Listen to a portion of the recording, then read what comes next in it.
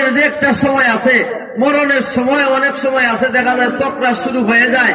সূরা ইয়াসিন বাবার সামনে বইয়া, মায়ের সামনে বসে সূরা ইয়াসিন তেলাওয়াত করার মতো মানুষ থাকে না। আর জানাজা যখন শুরু হয়, যখন মানুষ মারা যায়, তখন নিজের সন্তান একজনও থাকে না জানাজার নামাজটা পড়াইতো। আলিম একজন ডাইনা ডাইকা, আর একজন ডাইকা না, ইমাম সাহেবরে ডাইকা না জানাজা পড়ানি লাগে, লাগেনি না লাগে না?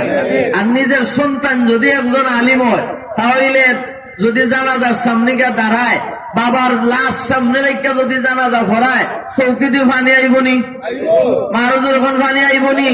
নিজের সন্তান যদি জানাজার সামনে দাঁড়ায়, অটোমেটিক দেখা যাইব এই চৌকিতে পানি আইব। আর এই খান্দন আল্লাহ দেখবানি, মারুজুর এখন চোখের পানি আল্লাহ দেখবানি।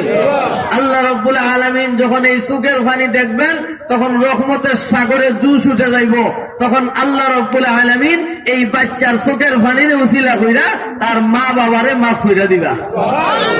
তাহলে আলিম বানানোর দরকার আছে না নাই? আমাদের এখন দরকার আছে না নাই?